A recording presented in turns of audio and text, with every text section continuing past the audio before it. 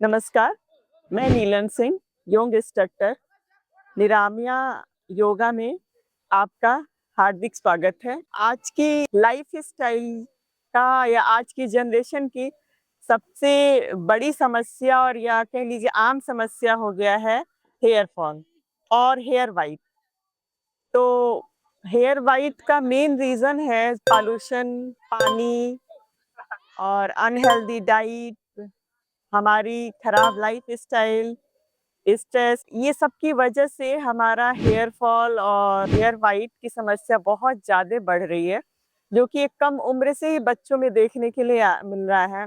बच्चों में, बड़ों में तो एक एज के बाद होती है तो नॉर्मल माना जाता है, पर बच्चों में बहुत ज़्यादा इसकी समस्या आ रही है। डेली का अगर 25 से 30 बाल आपके गिर रहे हैं, तो वो नॉर्मल है। अगर इससे ज़्यादा आपके बाल गिर रहे हैं, तो वो आपका हेयर लॉस की तरफ आप जा रहे हैं। हेयर लॉस है, हेयर में आप स्कैल्प में डैंड्रफ है, हेयर की थिकनेस कम है, ये सबको मेंटेन करने के लिए, ये सबको बेस्ट बनाने के लिए हमारे योग में कुछ आसन सेलेक्ट किए गए हैं। जिससे कि आप ये सब आसन करके और अच्छी डाइट प्लान करके, अच्छी लाइफ़स्टाइल करके आप अपने हेयर लॉस को रोक सकते हैं और हेयर ग्रोथ को इम्प्रूव कर सकते हैं। और साथ ही साथ जो व्हाइट बाल हैं, जो व्हाइट हो चुके हैं, उनको तो हम ब्लैक नहीं कर सकते, पर व्हाइट और ना हो उसको हम रोक सकते हैं। तो आज हम कुछ आसन लेके आए हैं, आप सभी के सामने कुछ आसन का डेमोन्स्ट्रेशन होगा, जिसको आप कम समय में करके अपने बाल की हेल्थ को मेंटेन रख सकते हैं। तो अब आगे के आसन हमारे साथ जो जुड़ी हैं रिया सिंह, वो योग के आसनों का डेमोन्स्ट्रेशन देंगी।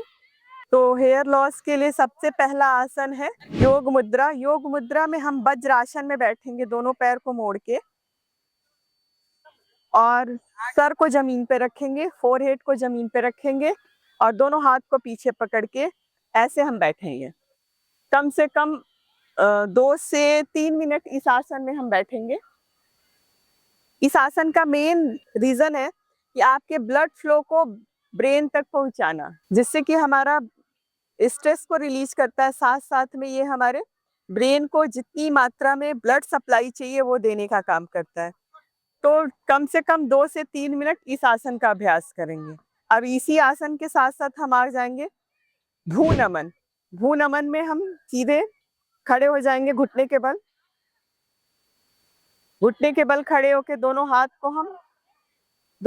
को हम शीर्षासन अगर नहीं कर सकते तो दोनों हाथ को ऐसे रखेंगे ये रखते हुए सर को इसके नीचे, इसके बीच में रखेंगे और कमर को ऊपर उठा देंगे और स्पाइन को पूरा सीधा करते हुए एड़ियों को अपनी तरफ, पंजे को अपनी तरफ खींचते हुए 2 से 3 मिनट इसमें भी हम रुकेंगे, जितना इसको हम सीधा कर सकते हैं। ठीक? इस आसन में भी हमारा ब्लड फ्लो हमारे ब्रेन की तरफ भेजने का काम करता है। अब इसमें रिलैक्स होंगे, वापस जाएँगे, पहले वज्रासन में बैठेंगे, सर को नीचे की तरफ रखेंगे। इस तरह से कुछ देर रिलैक्स होके फिर हम वापस रिलैक्स होंगे। अब इसके बाद हम तीसरा आसन करेंगे शीर्षासन। शीर्षासन अगर आप ऐसे नॉर्मल नहीं कर सकते तो किसी के सपोर्ट से हम शीर्षासन कर सकते हैं। तो आज ये मेरे सपोर्ट से शीर्षासन करेंगे। तो सबसे पहले हम भ्रू नमन की स्थिति में आएँगे, वज्रासन में बैठेंगे, फोरहेड को नीचे रखेंगे, फोरहेड को नीचे रखते हुए दोनों हाथ को सपोर्ट देंगे, ठीक? सर को सपोर्ट देते हुए कमर को ऊपर उठाएँगे, कमर को ऊपर उठा के कुछ देर होल्ड करेंगे, ठीक? उसके बाद एक पैर को ऊपर उठाएँगे, अगर दीवार हो तो दीवार के सपोर्ट से करेंगे, नहीं तो फिर हम ये करके कुछ देर होल्ड करेंगे। ये हो गया आपका शीर्षासन। स्टार्टिंग में हम शीर्षासन बिना किसी सपोर्ट के नहीं करेंगे, क्योंकि गिर जाएँगे तो बहुत गहरी चोट लगती है, ठीक? तो 2 से 3 मिनट इसका अभ्यास करेंगे, ठीक? वापस आने के लिए हम सबसे पहले एक पैर को नीचे करेंगे, ज़मीन पे रखेंगे, फिर दूसरे पैर को रखेंगे, फिर कमर को नीचे रखेंगे, फिर कुछ देर ऐसे बैठे रहेंगे। 1 से 2 मिनट ऐसे बैठ के रिलैक्स होंगे, फिर वापस आएँगे। वापस उठ जाओ। अब अगर हम शीर्षासन नहीं कर सकते तो हमारे लिए एक आसन और है, विपरीत कड़ी आसन। पीठ के बल सीधा हम लेट जाएंगे, पीठ के बल सीधा लेट के दोनों पैरों को ऊपर उठाएंगे, 160 डिग्री उठा के पैर को होल्ड करेंगे, जितना आप पैर को ऊपर उठा सकते हैं कमर तक। सर्वांगासन कह लीजिए या विपरीत कड़ी आसन, दोनों पैर को ऊपर उठाना है।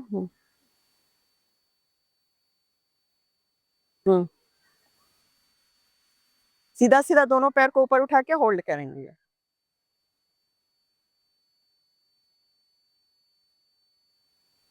इससे भी हमारा ब्लड सर्कुलेशन ब्रेन की तरफ जाता है।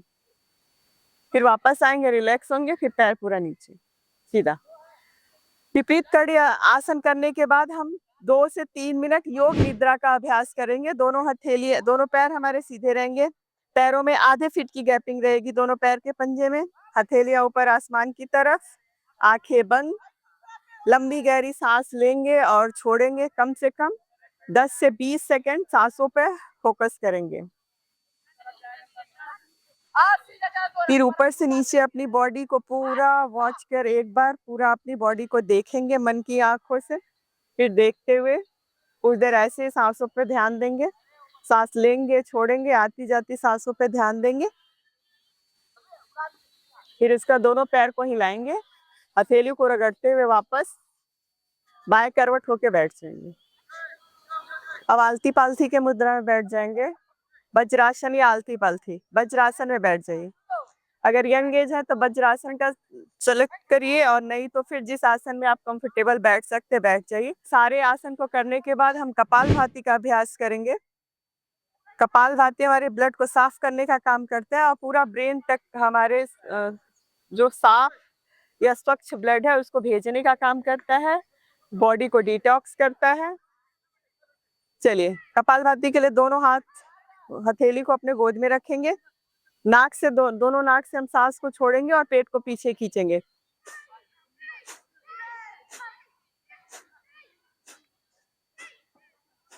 जितने टाइम हम पेट को पीछे खींचेंगे उतने टाइम सांस को पेट को पीछे खींचेंगे, फिर पेट को फिर ढीला छोड़ेंगे। यानी अगर 10 सेकेंड के लिए हम पेट को पीछे खींच के रोकते हैं तो फिर 10 सेकेंड में पेट को आगे ढीला छोड़ना है। कम से कम इसका अभ्यास हम 5 से 10 मिनट करेंगे। अगर हाई बीपी वाले हैं तो बीच बीच में आप अनुलोम विलोम का अभ्यास करते रहिए। हाई बीपी वाले बड़े ही आराम आराम से करेंगे। पेट में किसी तरह का आके कोई समस्या है या क्रॉनिक डिजीज है तो उसमें हम इसका अभ्यास किसी योग इंस्ट्रक्टर के सानिध्य में ही होके करेंगे। कोई भी योग आसन जो भी आपको जितना ही बताया गया है, इसे बहुत सारी प्रॉब्लम के साथ आसन को नहीं करना है। कुछ ही आसन है जो आप कर सकते हैं। कई बीमारियों में आसनों को करना है, कई बीमारियों में आसनों को नहीं करना है। तो जिनको किसी तरह की बीमारी तो उनके लिए दूसरे दूसरे तरह के आसन सेलेक्ट किए गए, पर हर किसी के लिए कुछ न कुछ आसन है जो आप इजी वे में कर सकते हैं और अपने हेयर फॉल को बचा सकते हैं। हेयर ग्रोथ को या हेयर हेल्थ को आप अच्छा बनाए रख सकते हैं। धन्यवाद।